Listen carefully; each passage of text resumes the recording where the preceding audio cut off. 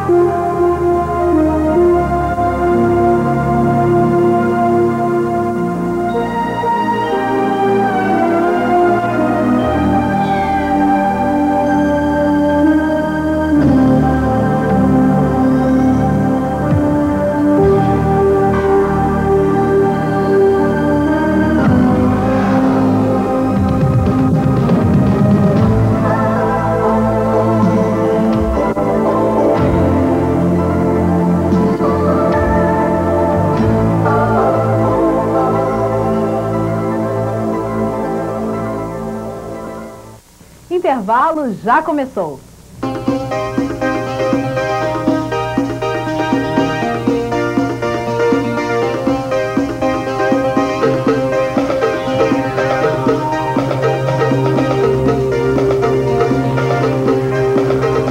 Hoje, Intervalo novamente dedica todo o seu espaço a José Bonifácio de Oliveira Sobrinho, o Boni. O início de sua carreira, sua passagem pelo rádio e logo em seguida pela propaganda, sua chegada à televisão. Todos nós, profissionais de comunicação, temos uma profunda admiração por ele, que já foi considerado o homem que mais entende de televisão no mundo. Meu nome é José Bonifácio de Oliveira Sobrinho, apelidado pela família de Boni, que é metade do Bonifácio. Eu nasci em Osasco, em São Paulo. Minha mãe é psicóloga, Joaquina Fernandes de Oliveira, e meu pai falecido, o caçula, Orlando de Oliveira, que era dentista e músico, dublê dessas duas coisas. Logo cedo meu pai me levou para as estações de rádio, como a Rádio América, a Rádio Cultura e a própria Rádio Record, onde ele trabalhava como acompanhador de calouros, junto com o Regionaldo Armandinho. Quando meu pai morreu, fui parar no colégio interno, mas nessa passagem breve, o meu sonho era constantemente o rádio, que naquele tempo me fascinava pela criatividade, pelas pessoas que eu ouvia e acompanhava. Do colégio interno, eu fui para o Rio de Janeiro procurar minha tia, Sandra Branca, parente dos meus pais, e que havia casado com o Permínio, dos 4 Ases de um Coringa. O ambiente do rádio me fascinava e eu procurei frequentar a rádio acompanhando o Permínio. Eu tinha um tio que era editor de livros e trabalhava na editora Assunção, que editava o Dias Gomes. O meu tio procurou o Dias Gomes, que na época era diretor da Rádio Clube do Brasil, e disse a ele que eu tinha vontade de trabalhar em rádio e que eu queria aprender alguma coisa de rádio. Eu tinha naquela época 15 anos de idade. Chegando na rádio, eu procurei o Dias Gomes e ele logo foi me dizendo: o que você quer ser em rádio? Eu digo: eu quero ser diretor. Ele disse: mas logo de cara eu digo: não, eu quero aprender e quero ser tão bom quanto você. E fiquei atrás do Dias Gomes como uma sombra. Ele relata isso no livro dele e reclama muito da minha presença assídua, impedindo quase que ele trabalhasse. Então o Dias, para se livrar de mim, me mandou para a Rádio Roquete Pinto para um programa de teatro que era dirigido pelo Berlia Júnior, destinado a formar pessoas para o rádio. Na rádio Roquete Pinto, eu conheci Laudelino de Oliveira, que foi meu primeiro professor, e lá exercitei a redação, a locução, trabalhei como radioator, me diverti bastante na rádio Roquete Pinto, onde na realidade eu comecei a aprender a fazer as coisas profissionalmente, acrescentando esse lado, a parte de entusiasmo, de criação, a parte de interesse que eu havia adquirido no rádio desde a época do meu pai. Por volta de 1951, eu estava na rádio Roquete Pinto aprendendo e apareceu um grupo querendo contratar jovens para redigir um programa para a Rádio Nacional do Rio de Janeiro, chamado Clube Juvenil Todd. E lá fui eu. Na Rádio Nacional, descobri que o Manuel de Nóbrega, que estava em São Paulo, viria ao Rio para procurar talentos novos, uma vez que a Rádio Nacional ia abrir a sua filial em São Paulo, ia abrir a Rádio Nacional de São Paulo. Sabendo que o Nóbrega viria para o Rio e que ele morava na Vila Pompeia, em São Paulo, eu pedi a uma tia minha que tinha relações com a mulher dele, Dona Dalila, para ver se o Nóbrega me dava uma colher de chá. E acabou que eu fui para São Paulo de volta para trabalhar com o Nóbrega como redator e secretário dele. Durante algum tempo eu comecei a trabalhar com o Nóbrega, escrevendo quadrinhos para a rádio e olhando televisão, fascinado pela televisão. Foi quando eu recebi um convite adorável. Teófilo de Barros Filho, diretor da Rádio Tupi e TV Tupi, me convidou para conhecer Homero Silva, porque ele tinha um projeto para que eu pudesse reestruturar o programa chamado Grêmio Juvenil Tupi. E eu deixei a Rádio Nacional, fui para a TV Tupi, ganhando 6 vezes mais. O Nóbrega ficou danado comigo, mas não havia outro jeito. Eu queria realmente entrar nesse campo de televisão e voar sozinho. Na Tupi, logo de cara conheci o Cassiano Cabos Mendes, que também me colocou como ator de um programa chamado Falcão Negro, onde eu fazia um mensageiro chamado Pé de Coelho, que falava uma vez a cada 5 capítulos, mas que foi muito divertido. E depois, mais tarde, Fernando Severino me convidou para fazer um programa de merchandising, acho que foi o primeiro do Brasil, chamado Família Sears, que ia ao ar às 8h30 da noite, logo depois do Repórter Esso, terças e quintas-feiras, com o Adriano Sturt, com o Walter Sturt, a Sônia Maria Dossi e Maria Vidal. Foi uma experiência muito interessante, porque era um menino de 17 anos de idade que tinha a responsabilidade de escrever um programa às 8h30 da noite na televisão. Uma irresponsabilidade, claramente, do Fernando Severino. Na TV Tupi eu fiz muitos amigos, entre eles o Roberto Cotterreal. O Roberto Cotterreal havia sido convidado para substituir Gilberto Martins na recém-inaugurada TV Paulista, isso mais ou menos 1954. E num ato de responsabilidade também do Roberto Cotterreal, ele me convidou para ser assistente da direção artística, que era o cargo que ele ocupava. E lá fui eu, na TV Paulista, para brincar de fazer televisão. Foi muito divertido a época da TV Paulista, mas tinha um pequeno probleminha. Receber dinheiro, nem pensar. Quando às vezes nós chegávamos na caixa, o Nabor Mecchiorato, que era o nosso diretor comercial, dublê de caixa, dizia o seguinte: quer levar pneu, tem pneu hoje. Quer levar Casimira Masber, tem Casimira Masber. Mas eu ficava mesmo, era com um vale para comer um churrasco na churrascaria Farroupilha, ou então umas passagens para vender para as pessoas que iam para Santos. E eu ficava ali em frente ao Expresso Brasileiro, na sexta-feira, aproveitando o interesse dos passageiros, maneira de eu receber meu salário da TV Paulista. Foi divertido e eu aprendi alguma coisa de comércio, de como sobreviver nesse mundo. Os tempos estavam bicudos e a permuta na TV Paulista não estava muito boa. Então eu pedi ao Roberto que me arranjasse um trabalho extra. Ele era diretor da CBS Discos e também muito amigo do Zé Scatena, da RGE, que era uma campeã de gravação de jingles em São Paulo, e o Scatena estava lançando o seu disco, a sua fábrica de discos, que começou até com a nossa querida Maísa. Então eu fui para a RGE trabalhar com o Scatena como produtor de jingles e redator de contracapa de discos. Mais uma experiência, mas também o dinheiro era muito curto. Fui parar na Lintas, através do próprio Zé Scatena, e mais uma vez usei a minha tia da Vila Pompeia, porque também a mulher do Rodolfo Lima Matos morava na Pompeia. Dá uma palavrinha lá com a dona Arminda. E lá fui eu, de novo, atrás de um outro emprego, de um outro dinheiro. Na Lintas foi um trabalho maravilhoso, porque o Rodolfo Lima Matos era um mestre extraordinário, capaz de delegar o trabalho, de orientar, de ensinar. Ele tinha como o dom a possibilidade de ser um professor. E o Lima Martins foi meu professor e professor de tantas outras pessoas, tanto que acabou criando a Escola Paulista de Propaganda, hoje Escola Superior de Propaganda e Marketing. Foi uma coisa maravilhosa o convívio com o Rodolfo. Da Lintas eu tive a oportunidade de ir para outras agências, como Alcântara Machado e como a Multi, onde eu trabalhei com o Jorge Adib. O Jorge Adib foi meu chefe e eu era o diretor de criação da parte de televisão do nosso querido Jorge Adib. E mais tarde eu fui montar a minha própria agência, a Proem, que mais tarde vendemos para o Enio Mainar e que até hoje continua sendo um grande sucesso. Nesse tempo também atendi a Varig como cliente e como o trabalho de propaganda é coletivo, eu, Edmilson Moura, o Laerte Agnelli, o Vitor Dagô, o Caetano Zama, pudemos elaborar várias campanhas para a Varig e para a Ponte Aérea. Foi também um tempo muito interessante e muito criativo na minha vida. Saídas simultâneas de meia em meia hora. Só a Ponte Aérea tem 60 voos diários. Só a Ponte Aérea tem balcão exclusivo e embarque imediato. Rio-São Paulo, São Paulo-Rio, Ponte Aérea. Um serviço Vassi, Cruzeiro do Sul, Varig. Foi pela Ponte Aérea.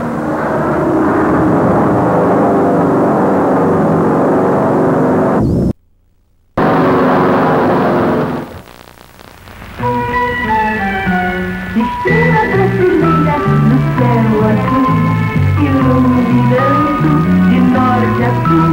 Mensagem de amor e paz, nasceu Jesus, chegou o Natal. Papai Noel voa jato pelo céu, trazendo um Natal de felicidade e um ano novo cheio de prosperidade.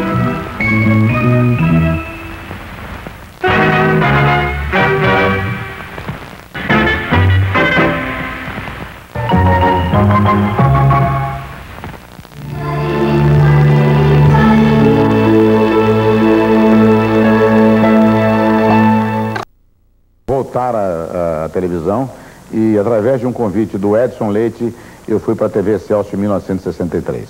O Edson Leite era um velho amigo que eu conheci na Rádio Bandeirantes e o tempo que eu vivi em rádio trabalhando para a Lintas foi um tempo muito interessante porque praticamente eu viajei o Brasil inteiro.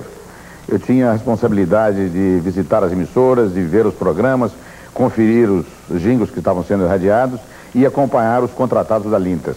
Entre eles uma dupla fantástica, que é Lauro Borges e Castro Barbosa.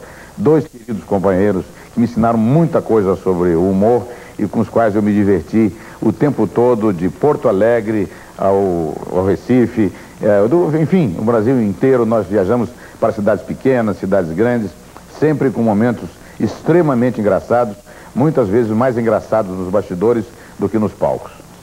A primeira preocupação que eu tive na Excelsior foi dar à emissora uma programação visual. Eu já havia ensaiado esses passos na TV Record, na TV Rio aqui com Walter Clark e também na própria TV Tupi. E nós chegamos à conclusão de que, elaborando alguns bonecos e fazendo uma trilha vendendo a temperatura, o tempo, unificando os programas da emissora através de um intervalo personalizado, nós poderíamos dar uma cara à TV Excelsior. Isso nós fizemos e foi uma coisa de muito sucesso e acho que foi a origem do trabalho que nós fizemos mais tarde na TV Globo. Minha passagem pela Excelsior foi curta.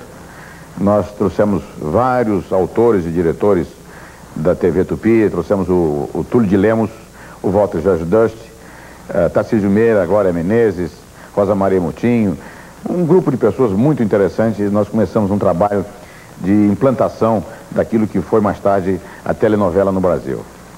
Na Excelsior o meu tempo durou pouco porque eu não sabia quanto eu ganhava. Eu tinha uma preocupação danada com essa história de receber, porque eu era muito responsável com os meus pagamentos.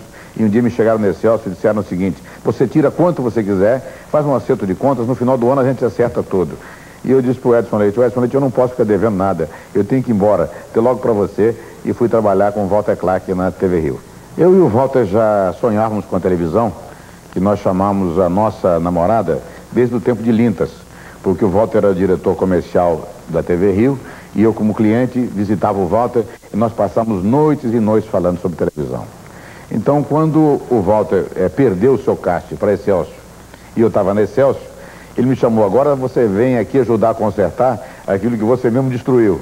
E, na verdade, quem tinha levado o casting da TV Rio para a TV Excelsior tinha sido o Carlos Manga, junto com o Chico Anísio, que era muito amigo do Walter também. Mas na TV Rio nós começamos um trabalho de refazer o casting, refazer programas, reconquistar alguns elementos, trouxemos de volta o Chico Anísio, fizemos lá o Praça 11. O Walter resolveu reforçar o jornalismo, que naquela época contava com o Heron Domingues.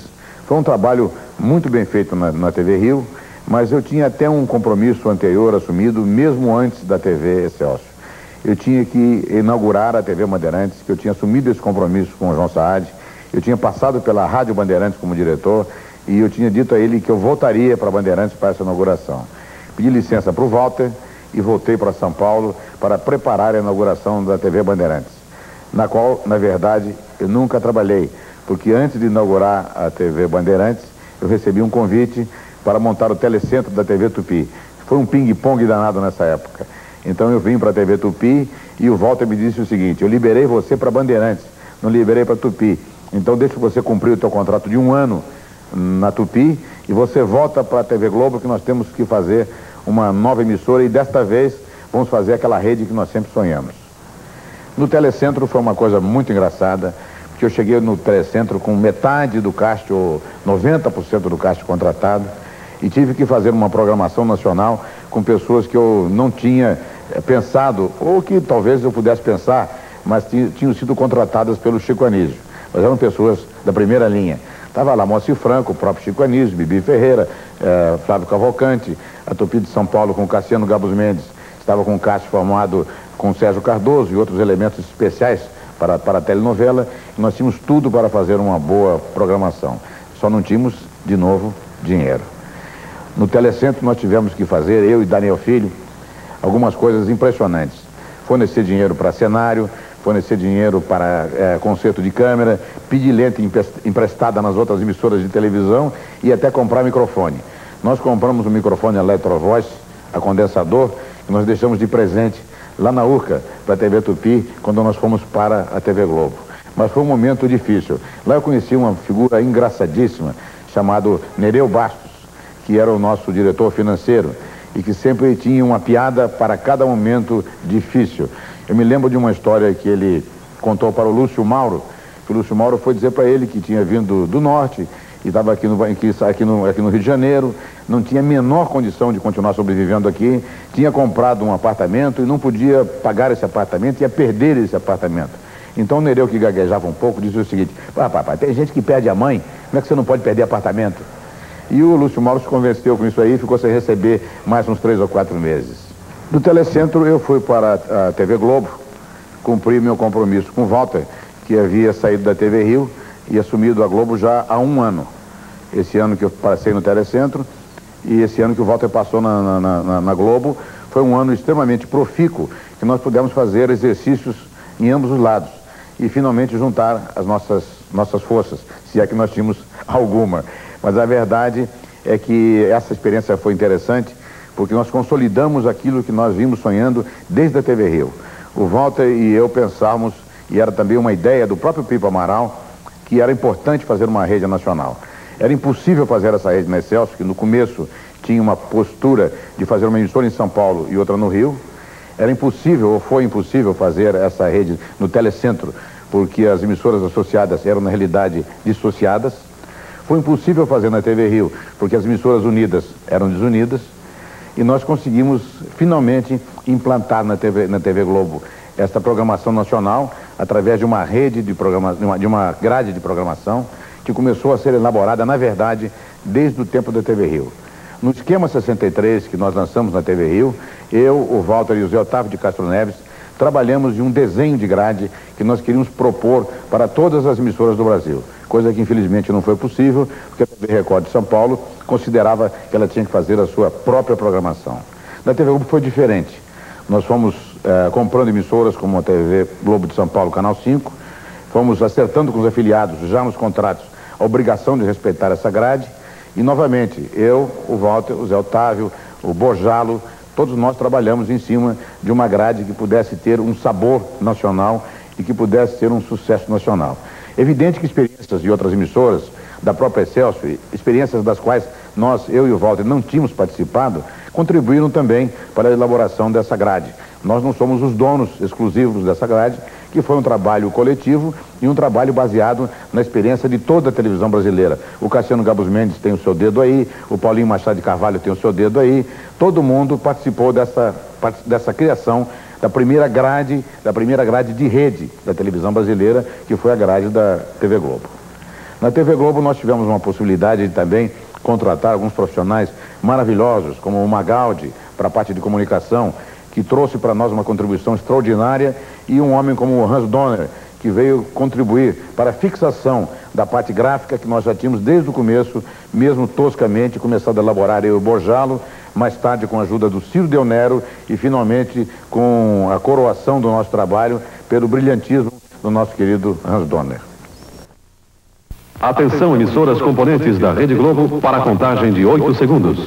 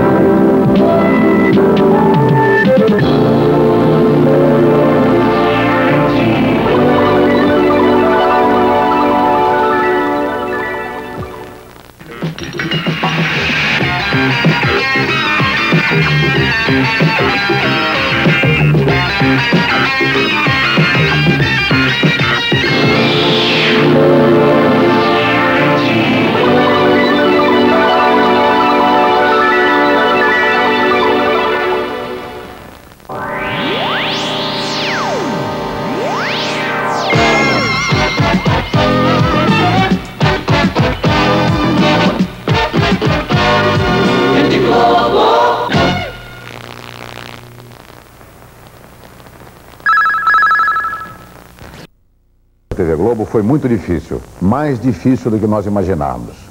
Tínhamos que devolver ao Time Life o dinheiro que ele havia investido no Brasil e tínhamos que também retornar o capital que o Dr. Roberto havia colocado, acreditando piamente na televisão brasileira. Por outro lado, éramos jovens, tínhamos quase 30 anos e precisávamos de alguém para administrar os nossos conflitos. Foi quando o Joe Wallach chegou e, como algodão entre cristais e, acima de tudo, atuando como um catalisador, conseguiu reunir toda essa equipe e estabelecer um processo de união que a gente não imaginava que conseguiria. Resolvidos esses conflitos, nós tivemos que enfrentar o problema de audiência. De início, tivemos que começar com programas populares. E nesse momento, o grande impulso da TV Globo foi dado por Dercy Gonçalves, com 2 programas que ela fazia às quartas-feiras e aos domingos, que foram, na realidade, o marco inicial do nosso sucesso. Mais tarde, trouxemos o Chacrinha, o velho guerreiro, com toda a sua alegria. Alô, alegria, alegria, alegria, alegria, alegria, alegria. E isto junto com as novelas, desde Eu Compro Essa Mulher, feita pelo Walter Clark ainda antes da minha chegada, e outras novelas que nós pudemos fazer depois, fomos consolidando a programação da Rede Globo. Especialmente quando nós pudemos trazer profissionais como Daniel Filho. Demos uma reviravolta na novela. A Tupi havia feito Beto Rockefeller em São Paulo, inspirado pelo Cassiano Gabus Mendes, mas redigido pelo Bláurio Pedroso. Você foi jogar nos cavalos, no 7º páreo, jogou num defunto aí, metade do teu ordenado, e o defunto não entrou.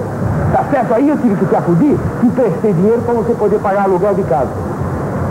Ô Beto, se a vitória que você quer de mim é pra mim me sujar, pra você livrar a sua cara, eu não vou entrar nessa não. Já chego que eu fiz, teve que passar por namorado daquela pistoleira tal de Tânia e fiquei sujo com a vida. Nessa eu não entro não. E nós achamos que ali estavam um filão. E nós tínhamos que melhorar aquilo, fazer aquilo de uma maneira mais profissional, e nos dedicamos a fazer uma reforma na telenovela brasileira, na qual nós tivemos como aliados o Daniel Filho, o Dias Gomes, o Borjalo e a Janete Claire.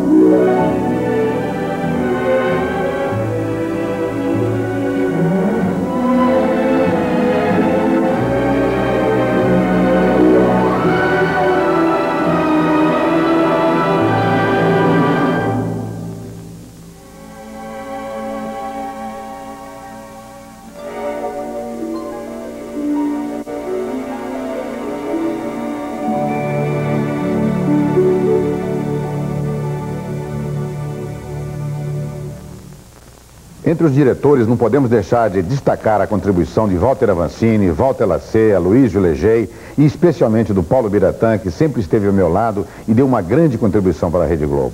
É também de se destacar e lembrar com saudade presenças de atores como Paulo Gracindo, Sérgio Cardoso, Adina Sfati, do comediante Walter Dávila e tantas outras pessoas que carinhosamente construíram essa empresa. Globo, toda a programação nacional era distribuída em videotape. As fitas viajavam de avião. Havia uma grande defasagem.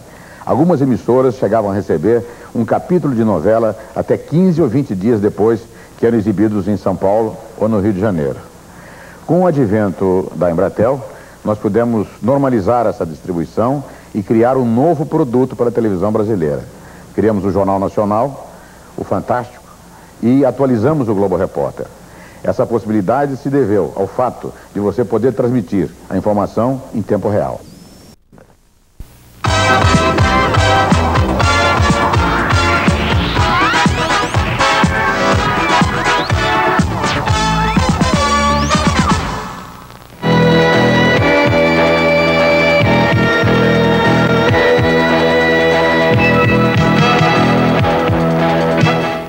A implantação do jornal, graças ao esforço do Armando Nogueira e da Alice Maria.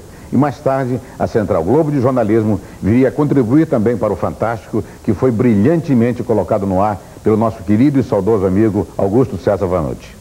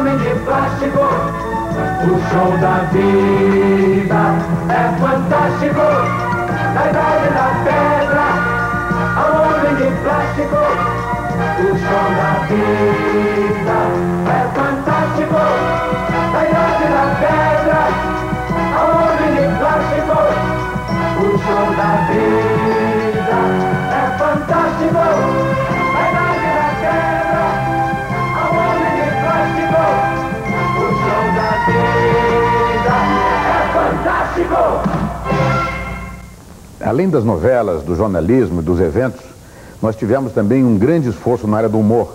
E esse esforço foi um sucesso graças à contribuição do Chico Anísio, do Jô Soares, do Renato Aragão e com autores como Maxi Nunes, o Haroldo Barbosa, o Wilton Max e tantos outros. Com o investimento que a Globo fez também nos festivais musicais, associado ao seu sucesso nas novelas e no telejornalismo, nós pudemos criar uma coisa que foi chamada de Padrão Globo de Qualidade. Esse nome não é nosso, o nome não é meu, o nome não é do Walter. O esforço é nosso. O nome foi dado pela imprensa e por alguns amigos, porque na realidade a Globo se diferenciava das outras emissoras através de um padrão. Nós aceitamos isso de bom grado e nós passamos a definir isso na empresa, que o padrão Globo de qualidade era o prazer de fazer televisão bem feita.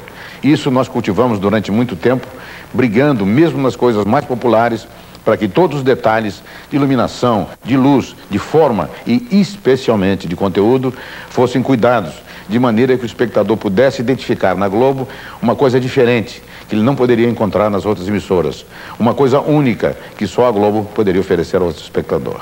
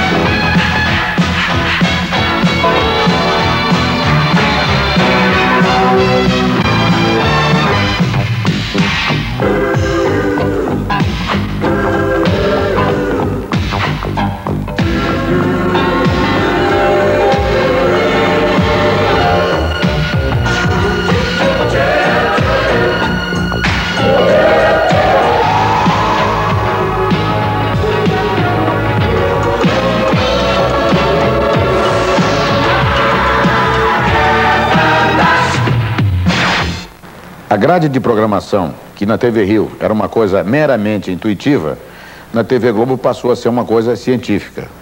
A contratação do Homero Icaza Sánchez, como homem do Departamento de Análise e Pesquisa, trouxe para nós uma nova ciência, a análise de pesquisa.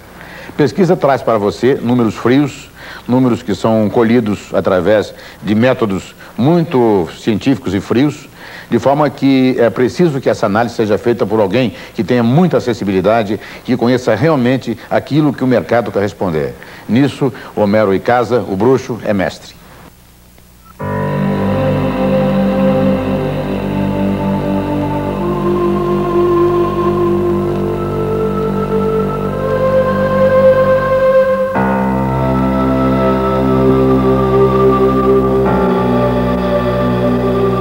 Todo ser humano, para evoluir e se tornar um ser humano completo, precisa de educação e cultura. Este é um direito que nunca pode ser negado. Porque toda vez que este direito é negado, o ser humano deixa de ser humano.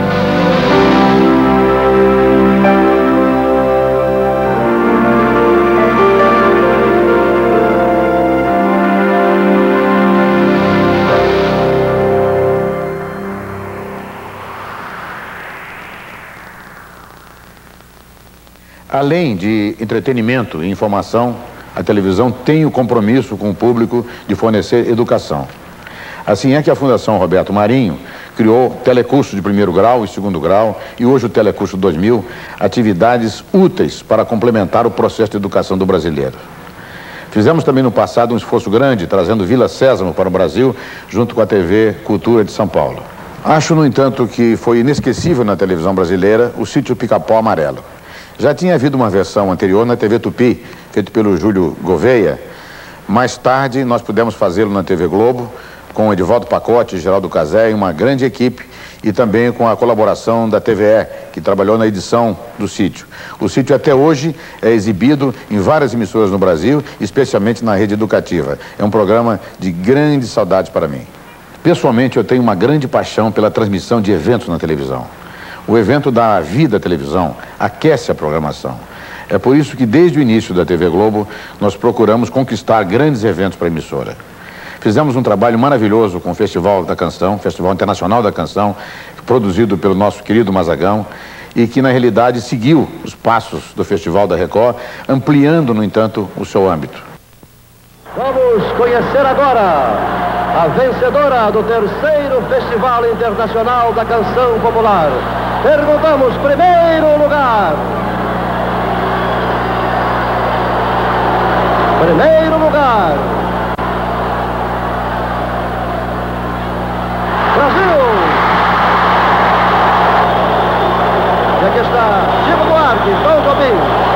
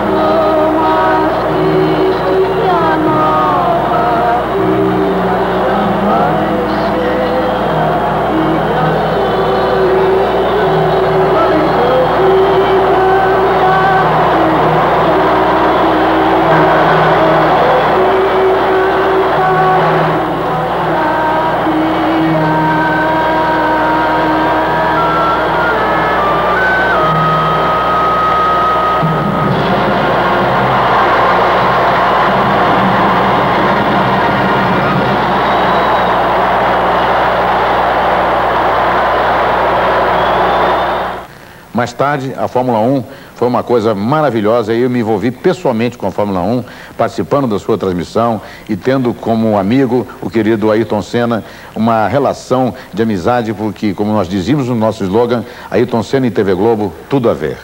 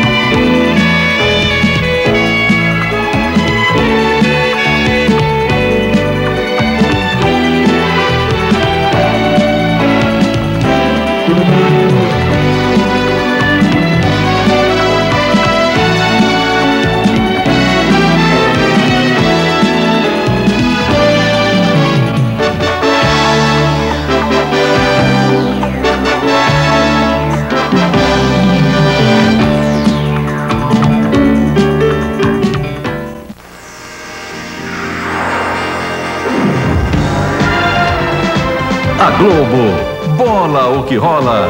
Globo e você, tudo a ver.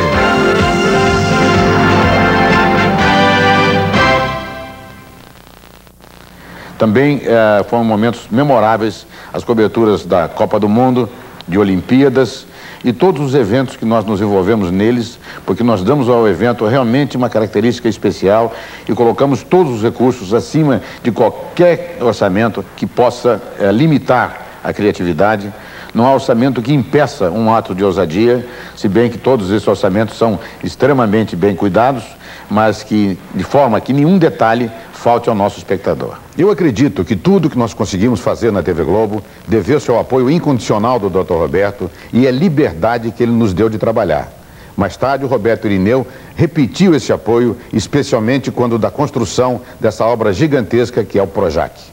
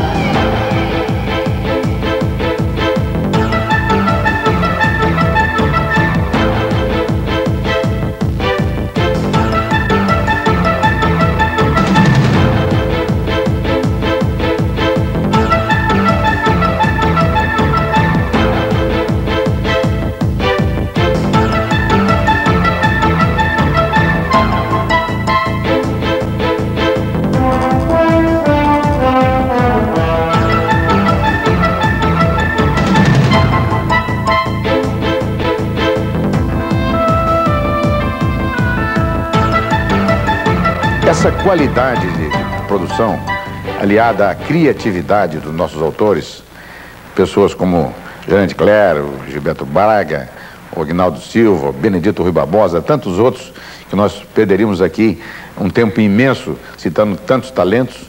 Graças a essa criatividade, à ousadia do autor brasileiro, a Globo conseguiu penetrar no mercado internacional e suprir várias emissoras importantíssimas com produção brasileira, coisa que era impossível de imaginar, mesmo quando nós estávamos com muita vontade de fazer e quando nós começamos a TV Globo. Eu acho que a TV Globo foi um momento na minha vida muito especial. Foram 30 anos de trabalho, onde a convivência carinhosa com amigos, com autores, com diretores, com atores, com o pessoal da administração, com o pessoal da engenharia, enriqueceu o meu caráter, a minha personalidade, a minha vida e tornou-se uma experiência que não poderá ser repetida, porque jamais encontraremos circunstâncias semelhantes para fazer um trabalho tão bonito como foi feito.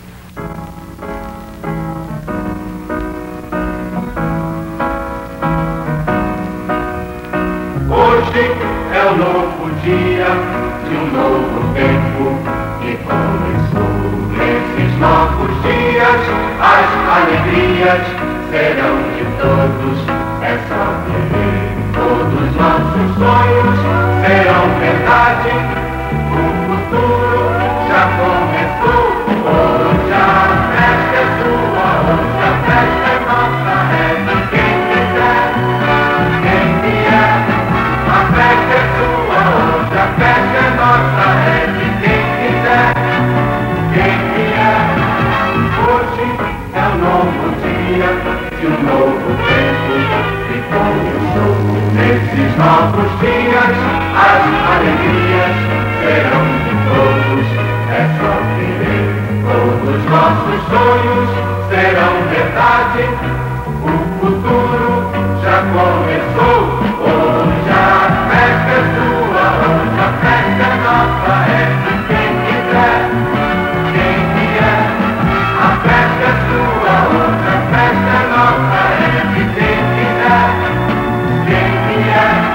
A festa é sua, hoje a festa é nossa. É de quem quiser, quem vier. A festa é... Intervalo volta sábado às 7 da noite e segunda-feira em reapresentação à meia-noite, logo após o programa Roda Viva. Se você quer participar, escreva para a Caixa Postal 33168, Rio de Janeiro, pelo fax 0, o código da operadora de sua preferência, 21-239-8281, ou pela internet, teletape@allnet.ol.com.br. Até lá!